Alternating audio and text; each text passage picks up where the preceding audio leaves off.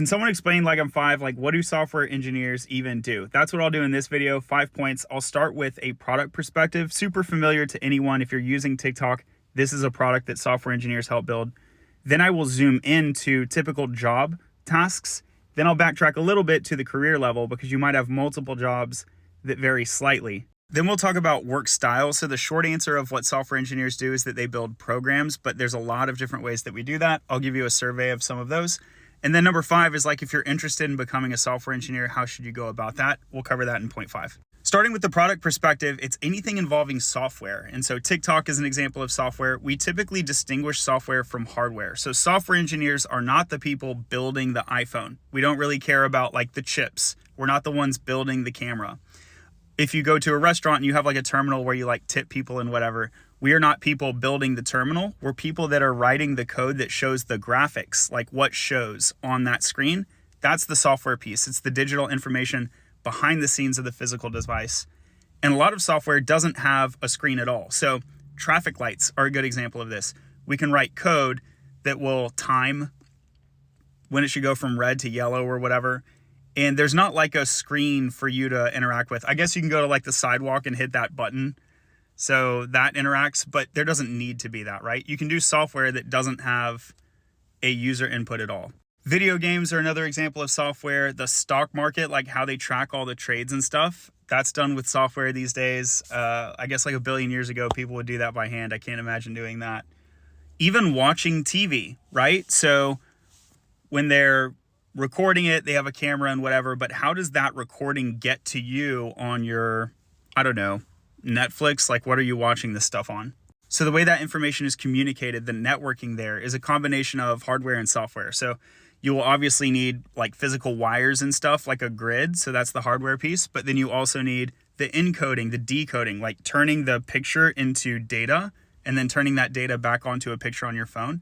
That is software. And all the apps on your phone and your computer. So like Facebook, Microsoft Word, all of the internet websites, this is all software. Okay, so that's the broad picture. And what I want to drive home there is that any interest that you have can find its place in software. So there's like, if you're into medicine, if you're into education, all of these things have a software component. If you're an artsy person, there's software for that. So there's this like myth that software engineers are like super logical and not creative. Myth. There are totally creative engineers and we love them. Now, true, it's not like all software engineers, but if you're a creative person, you can totally get into software engineering and you can work with like Adobe Suite. There's like so much software that's related to art as well, right? So that's the inclusive big picture. Now let's zoom in and be a little more specific. In the world of programming, which has a large variety of job titles, when someone's job title is specifically software engineer, they're typically working on that piece of software that doesn't have a user interface. It doesn't have graphics. It doesn't have something for the user to directly interact with. They're typically the one working on behind the scenes. That's just like a job title convention because typically when you're working on the front end, the different ways that these devices work, they all work slightly differently. An iPhone is a little bit different than an Android, is a little bit different than the Chrome browser, is a little bit different than when you go to the coffee shop and there's a terminal, a device. So because the code on all these devices is a little bit different, and same with video games too, right? Like if you're playing a video game, the way that you write the graphics code is a little bit different. And so because all of the actual graphic interfaces are slightly different, we name the job title specifically to that. So if you're working on a Chrome browser, like a website, we'll call you a web developer. That's typically more front end focused because it's someone who needs those website skills.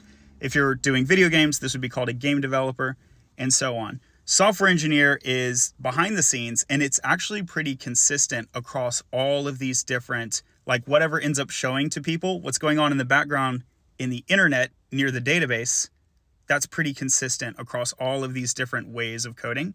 So we tend to stick with this generic term software engineer. All that to say that usually with the job title software engineer, this is going to be someone working on the back end. So big division within the programming world, front end and back end. Front end is what the end user, like if you're watching this video, you're an end user.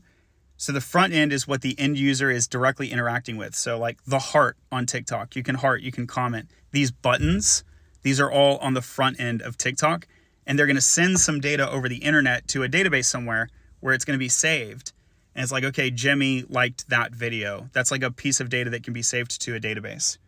So the way that you save stuff to a database is actually pretty consistent, whether you're dealing with an iPhone or an Android or a website or whatever.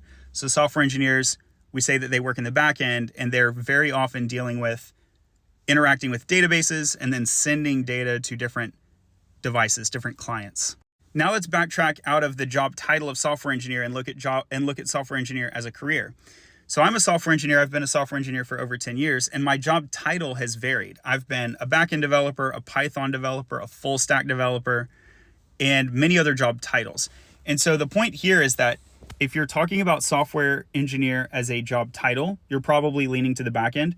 But if you're talking about a software engineer in terms of a career description or maybe a college degree, that could set you up for any of the wide array of roles that I originally talked to you about in the product overview at the first part of the video. So that if you want to work in game development, you can get a software engineering degree or a software development degree or a computer science degree. Or you can go to a coding boot camp and set yourself up for any of these job titles. And you can go back and forth. So you can go work as a full stack developer and then become a software engineer and then become, a full stack developer again or a game developer. You can move around these job titles. So don't be nervous, like, oh, should I be a software engineer or should I be like a game developer or a mobile developer? I would say start where the broad number of job posts is, get your foot in the door, and then you can move around and test things out as you like. And you will find that software developer, software engineer, these more generic terms have more job posts available than the specialty roles like mobile developer. So how do software engineers build software? When we ask the question, like, what do software engineers do? Part of what we're asking there is like, what does a typical day look like? What are the work styles? So one thing that's really important to call out here is that software development is remote friendly. It's also high paying, pays well above the typical median average pay in the United States. So it's a high paying job that's typically remote friendly, and flexible schedules are common. These are some really important call outs about the work style. Another important call out about work style in programming is this idea of the Agile methodology. You can go Google Agile, and almost no one follows like textbook Agile, but almost everyone adopts like a few elements of Agile. And there's a bunch of things involved here that impact your day-to-day. This is not like abstract. This is like impacting your day-to-day. So we will create like work tickets that like describe what users want. So like if you're a user of TikTok, they're like, well, I can like, but maybe I want to be able to like the same video more than once, right? So that could be a user request. And someone will write that up and they will ship it, and it might eventually get to a software engineer if the business determines that it's like a valuable thing to do. And then the software engineer will take that ticket, implement some code, write some tests, go through peer review, and they will often have a few steps of this Agile methodology involved in all of that. And so this could be like daily stand-ups. So once a day, again, some companies will do like a few times a week instead of once a day, but you'll have regular meetings with a team of software engineers. You'll usually have a product manager. And then periodically, like every week, every 2 weeks, we call these sprints. You'll regroup and you'll say like, hey, how has work been going recently? What should we change? What should we do next? All of these are elements of the Agile methodology, and they're technically called ceremonies. So looking back, how has things been going? That would be called like a retrospective. What should we do next? That would be called like planning. And then your regular meetings are often called stand-up, and doing this daily is pretty common. Okay, so you're sold. So you want to be a software engineer and you're asking how to do this. I'll give you 2 short answers and a long answer. The first short answer is that the most common way in is to get a college degree. Even though it's the most common way in, it's a minority of software engineers. So, something can happen 40% of the time and still be the most common way. That's like the situation here. Another big one is coding boot camps, but you shouldn't take a random coding boot camp. You need to make sure it's a high quality coding boot camp.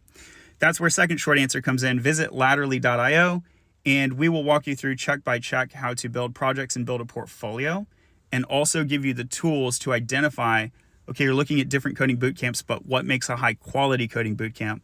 Latterly has some of the information that can help you decide that. Latterly itself is not a boot camp. It's just an information service. And then the long answer is that there's like a lot of ways. There's a lot of different ways that you can get into programming. Besides coding boot camp and college degree, a portfolio is going to be a big one. Check out the site. Hope to see you there soon. And drop a comment if you have any questions I can help with.